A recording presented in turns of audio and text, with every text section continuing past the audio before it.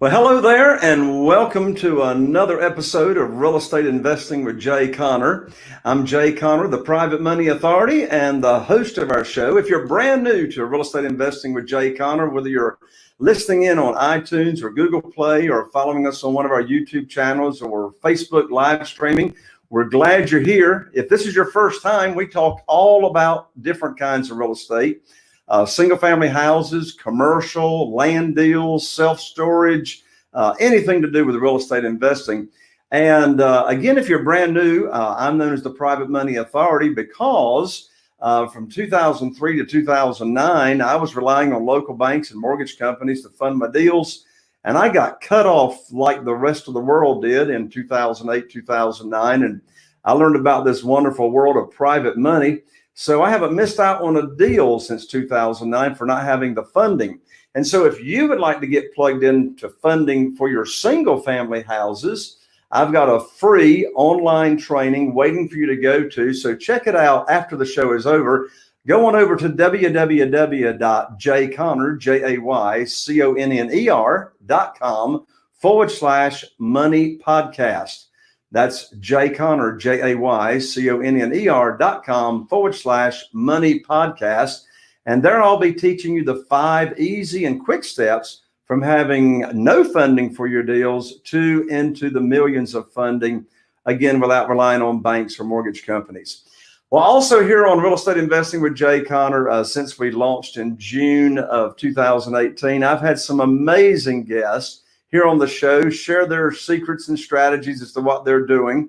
And today is no exception. So my guest today, after 16 years as a firefighter and a paramedic, he launched his career rapidly becoming one of the nation's top real estate investors. So within his first few years, he had transacted millions of dollars of real estate and had become one of the nation's leading experts in both residential and commercial transactions. Well, his passion for business and real estate put him on the radar of A&E Television Network, as well as multiple news organizations like CBS, ABC, CNBC, Fox News, and CNN. In addition to that, the New York Times reported that his series titled Flipping Boston posted the highest ratings ever for the A&E network at the time of its airing. His greatest joy comes from being a husband and a father to 3 boys. And so with that, I'm so excited to have here on the show with us today, Mr. Dave Seymour. So Dave, welcome to the show. Hey, Jay, how are you, man? I tell you, it's funny. I listened to that intro and man, I sound pretty cool, and don't I? Scott, I'm going to need for you to do a little edit right here because my internet has stopped working. So I've got to sign out and sign back in. So if you would, Scott, come to the forefront and keep Dave alive, and I will be right back. Oh, man, I miss him already. So I got to do this show without Jay. Is that what you're telling me, Scott? That's right. That's right. It's just you and me.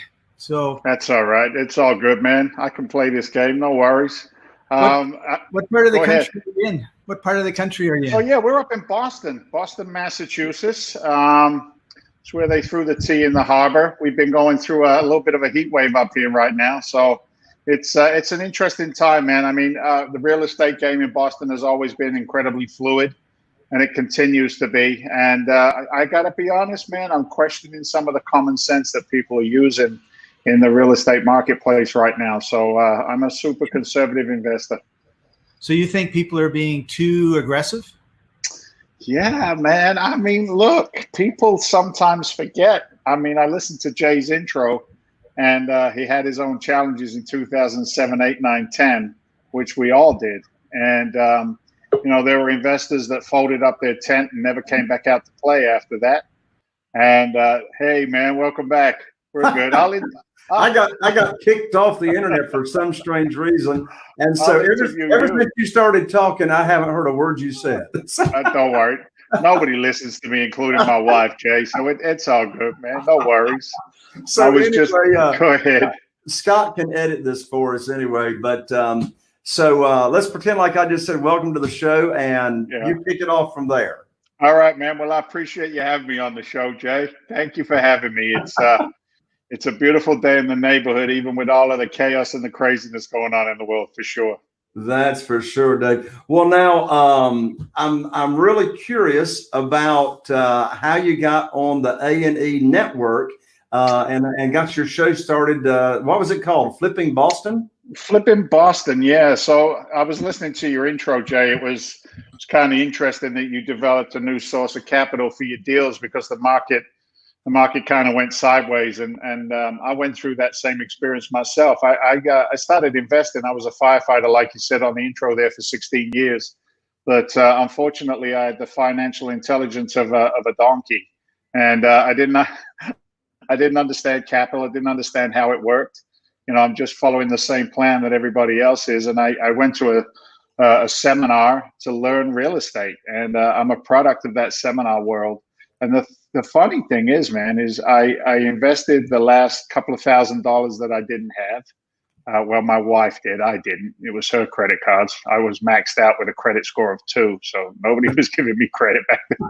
But it's kind of interesting. I did what my mentors and coaches told me. Like, I listened to you again at your intro talk about the newer investors, and maybe you got some seasoned investors listening to us today or watching us. But I just followed what worked. And next thing you know, I've done 1 deal, 2 deals, 3 deals, 4 deals. I'm actually doing a little teaching myself. And somebody in the marketing world reached out to me and said they were looking for teams to start another show. And I was still firefighting. So I was like firefighting 42 hours a week and real estate investing every other hour I was awake. And I sent in an application to New York, and no offense to anybody, but I loaded it with profanity because I wanted to make sure they paid attention to what I wrote on my little application. And yeah, they picked up the phone, and the guy was kind of laughing, and he said, "You're either a lunatic or a genius." I said, "Is there a difference?" And we started filming a little sizzle reel, and we did 4 episodes. And like you said in the intro there, our ratings were the highest they ever had for that time slot. And they said, "Wow, people like you." And I'm like, Right. I was just doing it for fun. I didn't think it would ever go anywhere. And you can actually see the episodes on Amazon right now, Amazon Prime, on Right. their video section. Yeah. So me and Jeff Bezos struck a deal. No, we didn't. But you can find the episodes on there. And I got that reputation as an expert in the marketplace, and with that comes some really good relationships, and you find yourself sitting on Squawk Box and Fox News and all of that silliness. So it's kind of cool, man. It was a cool journey. That is really cool. So let me give you the 30,000-foot view question. That is, why did you choose real estate for yourself? Yeah. Look, man, it's like I said, I was good at working, and trading time for money. I'm kind of like a blue collar guy in a white collar world when it comes to that stuff, Right. I was instilled with some good solid core values. Don't lie, don't cheat, don't steal, work hard, respect your fellow man, have a little faith and do the right thing. And that's great, don't get me wrong, but it doesn't give you any financial freedom because the income potential is capped. And I was working construction on my days off from the firehouse, and I was watching these investors like popping up, and I'm thinking to myself, hold on a second, I'm building a deck, I'm digging a ditch, I'm sitting on a post hole digger with a bunch of friends here, and this guy's coming in, and he don't look too sweaty, and he don't look too dirty. He looks like he's having himself a good old time. His back don't ache, and I think his wife is probably happy as well, right? And it was the Right. investors, man. It was the investors, and I found myself in a position where I was losing my house, man, because I made some bad decisions. And I always knew there was money in real estate. I never understood the stock market, invested in something that was imaginary. And I just went for it. I went to a seminar, and my wife invested in me, and I started doing what they said I should do, and the results followed afterwards. So real estate has been the biggest wealth builder in the history of our nation, period. And why should I reinvent the wheel? Why don't I just learn the processes and get in the game? And I took to it like a duck to water, man. I'm passionate about it. I love it. I dream about it all the time. So That yeah, sounds good to yeah. me. What year did you go to that first real estate investing seminar? Yeah, I went in early 2000 and late 2007, early 2008. Okay. So All right, very good. I came out just as the crap hit the fan, man. Well, I tell you, we're, here in the midst of COVID-19 reminds me somewhat of what was going on in 2008, 2009, as far as, banks Yes, sir. tightening up and et Yes, sir. cetera. And it was a blessing in disguise for me back in 2008, 2009, because that's when I learned about private money. And when the banks cut me off within 3 months, I had more money at my disposal when I went out to raise money than I had when I had a line of credit at the bank. And Yeah. I'm experiencing somewhat the same thing going on right now. I mean, I just had a phone call last week from 4 guys that have a private equity fund that want to give me $5 million just to start doing business with them, right? They called me. I didn't call them, right? Yeah. Yeah. Had someone listening to my podcast here not too long ago. They were laid up in the hospital for 3 days listening to the podcast. They call my office and they want to lend me money. What a terrible problem to have, Jay. So now, how quick were you able to move once you got your education and start enjoying some success? Yeah, that's a great question, man. I'd love to tell you, 30 days and it was all fixed. I mean, that would just be a flat out lie. Wealth creation is a process. It's not an event. For me, it took me 12 months to 18 months to be what I call financially free. And what I meant by that was I was able to sleep 8 hours. I wasn't waking up at 3 o'clock in the morning, riddled with fear, doubt, and insecurity. So it took some time. It took a commitment and some traction. But to your point about 2008, I mean, I was telling people, because that's what my mentors told me to do, was to tell everybody what I was doing. And I was telling people, I'm a real estate investor. I'm investing. I can buy distressed assets, and I can put them back on the market. And I'm giving them the whole elevator pitch. And back then, a lot of people were like, "Oh, I'm so sorry that's what you have to do for work." Like, it was like a disease that we had as real estate investors in 2008, 9. But like you, sir, I created an opportunity out of it. I became proficient at short sales. I became proficient at loan modifications. I became proficient at private lenders. I became proficient in helping people. And I found in my career, and I'm sure you'll testify to it as well, is the fact that the more time I spend helping somebody else, the better it ends up being for me. Right? Amen. Amen. I mean, God is good all the time. And it's like, a real good friend of mine is down in Florida right now. And his faith is something to be admired. And he just says to me, "David, just ask the right questions, man. Am I doing his work or my work? Right? Is it all about the almighty buck?" He said, because if you find yourself just chasing the almighty buck and you're not doing his work and taking good care of people, he said, you might find yourself facing a little bit of resistance. That's how he puts it. And then he'll give you a little bit of scripture to support it. But, I love that about it. It's like there's nothing better than those families that we helped, during the transference of wealth in this country, which is what we saw in 2008, 9, 10, 11, 12. Being able to help families who were foreclosed on and then put them in a lease option where they could stay in the same neighborhoods, right? Their kids could go to the same school. They couldn't afford the crazy mortgages that reset, but they could afford a good, decent lease option and a beautiful home to live in. And all we were doing was moving them from house to house in the same neighborhoods, So, with some education, you can turn this stuff around pretty fast. And I'm no better than anybody else. I just did what I learned. Rather than finding excuses, I found answers. Does that make sense? It makes a lot of sense. You and I've got a lot in common, Dave, because my followers hear me say all the time, all the facets of the business is all about serving and helping other people, as you said, because if people didn't have a problem, we wouldn't have an opportunity to serve, from the buyers to the sellers to the private lenders. Even when it comes to raising money, and we're going to hear your story here shortly in the next minute or two about how you've gotten into raising a lot of capital. Yeah. But, I've never asked anybody for money. They say, "Jay, how in the world do you raise all those millions of dollars without asking for money?" It's real simple. I put on my teacher cap. I teach people what private money is. I teach them what self-directed IRAs are because they never heard of that stuff. Yeah. Yeah. And, you know, the light bulbs go off. And if they've got investment capital or retirement funds, they're not happy with what they're doing, they're going to want to do business with you, right?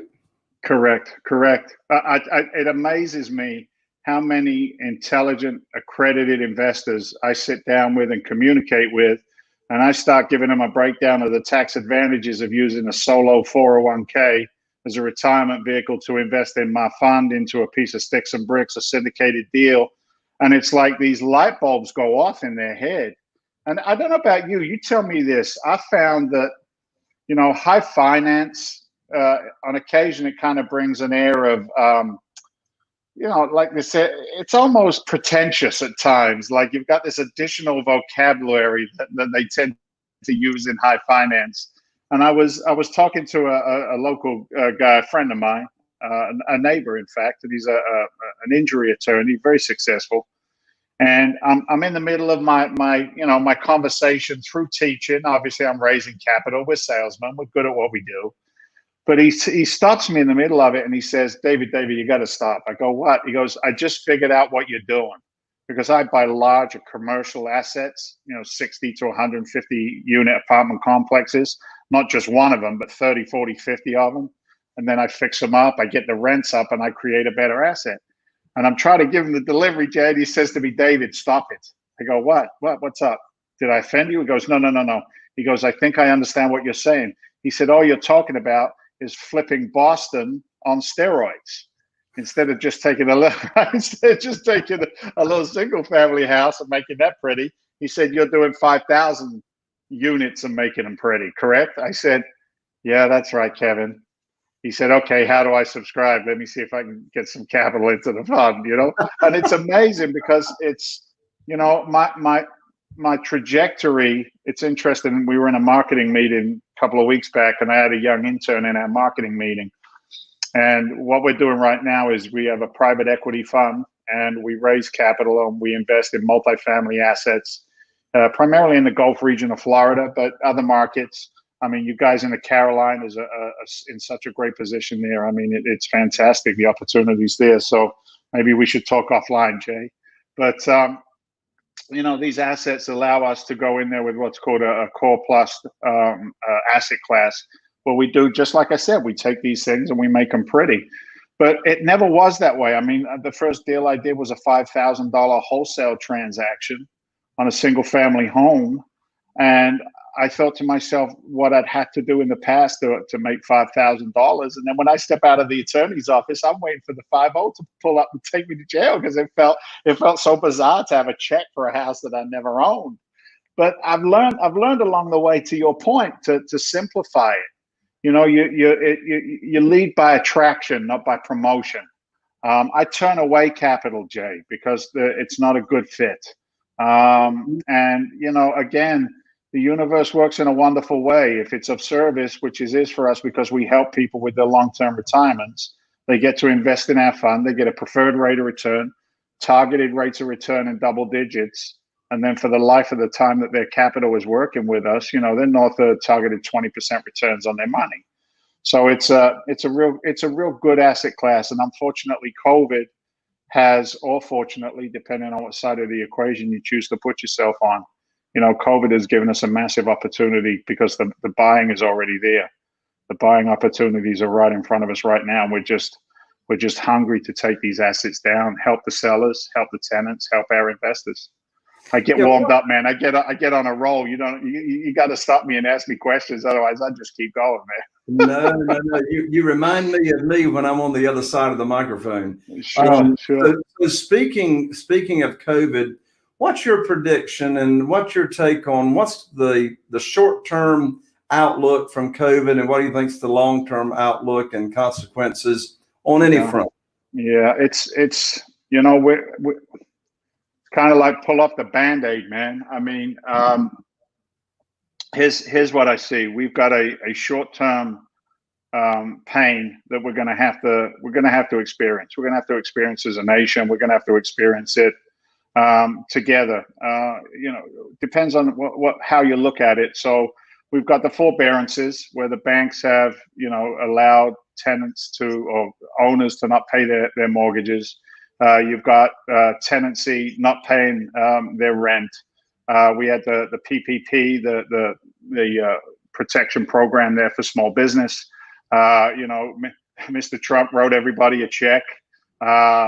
There's more capital coming out, which in its essence sounds great. And it's a difficult position, Jay. It really is, because it's like there's the one side of me that used to live paycheck to paycheck that understands how necessary that is. But then there's now the other side of me, the businessman, and I look at it and I say, well, there's no transference of services for that money. And if there isn't a true transference of services for that capital, it's almost like a house of cards. It's it's doomed to have a failure point and a stress point. And when we get there, we will see an increase in foreclosure. We'll see these challenges going forward, and we'll get through them. We're America. I'm an immigrant to this country. I came from England back in 1986. I was born in London, but I came to the greatest country in the world for growth, for economy, for the ability to really be the best we can be. So we're always going to overcome. So short term, I'm sorry, we're going to have to feel the pain. Long term, there'll be two kinds of people, just like there were in 2008, 9, 10. There'll be victims and there'll be victors. And I sense that we will be the victors, and that's not a moral battle. It's just an intellectual battle of finance and real estate and business. But to be on the other side of it as a victor, we have a greater opportunity to help the people who didn't come along the journey with us on the financial side. That's kind of my thought process on it, and that's why we're so bullish on our buying right now with investor capital, because everybody else is fearful. We go in there and we just get the good buying opportunities. Take a couple of minutes and tell us, in summary, your journey from, I suppose you started with single family houses. You mentioned Sure. Your first deal being a wholesale deal, and then you went to commercial, and now you are in the capital raising business, and you have a fund that people can take advantage of and invest in. Give us an overview of that journey of when, what, and why. Yeah. Well, we don't have nearly enough time, Jay. I've always tried to say it in 3 words, but it always comes out in 300 for some reason. It's like I said, man, I learned the fundamentals of real estate. First transaction was a wholesale transaction for a house I never owned, and I made $5,000. And I thought to myself, if it's legal, if it's honest, and it's ethical, I'm not going to do this once. I'm going to do it as many times as I can. And, you slowly get out of debt. And then I start doing a little bit of single family. Then I'm doing a lot of single family. Then I pick up that first 2-family unit, then a triplex, then a 4-plex. Then I'm always like got my eye on the commercial arena. So I was in a marketing meeting, as I was saying, and I had a young intern in there, and they said, why should anybody listen to you as a fund manager with $100 million invested in commercial real estate throughout the country, primarily in the Gulf Coast? Guy says, you're that flipping guy from TV. And I went, oh, from the mouth of babes. Kid wasn't no more than 21 years old, fresh out of college, came in as an internship, fresh out the mouth of babes. And it's interesting because I have always been involved in commercial real estate. Had a portfolio of about 110 doors at one time in Sanford, Maine, which is just north of here. A C-class property, C-class neighborhood. I learned very quickly that I just want to be the bank. I don't want to be the property manager. So, I've learned a lot along the way. I've coached people through large commercial transactions. I've rubbed elbows in the self-storage space. I've always avoided office and retail. How sad is it right now for leisure, office, and retail investing right now? It's a very hard time. So commercial has always been in my wheelhouse. It's always been my excitement button. And a friend of mine by the name of Walter Novicki reached out to me, raised about 125 mil in syndicated commercial deals in multifamily assets throughout the Gulf Coast. And he said, I want to bring you star power, is what he said. And I always giggle when somebody says that. He's like, well, you've got a national reach. He said, why don't we combine efforts, your team, my team, let's get together and put the fund together. So the fund is now up. We're raising capital. We got a couple of acquisitions that we're about to take down. We're raising $100 million. We pay, like I said, a preferred return, a double-digit target returns to our investors. And it's an exciting time in the middle of all this chaos, Jay. You know, it really is. That is awesome. Thank you for giving us the overview. Now, you've got a free ebook for our audience and listeners. So what's the ebook that you're offering to everybody? Yeah, you can see right on the screen there, freedomventure.com. That's our front door to our website. Spend a little time there, learn a little while you're there. Scroll down to the bottom of that page, and you'll be able to download a free ebook that I wrote with my property manager, a guy by the name of John Dessau. He's out of Chi-Town, Chicago. John manages approximately 3 million square feet of multifamily real estate. He's been an active investor himself for over 25 years now.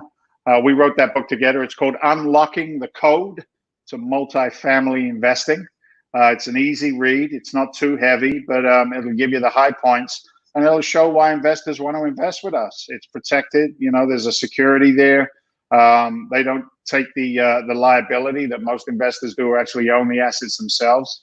They own a piece of the company that owns the assets. So it's a smarter play, big picture, for a lot of investors who don't have the time to get their hands dirty like we have in our careers, Jay. That's awesome. Well, it's been a pleasure to have you here on the show, Dave. Final parting comments.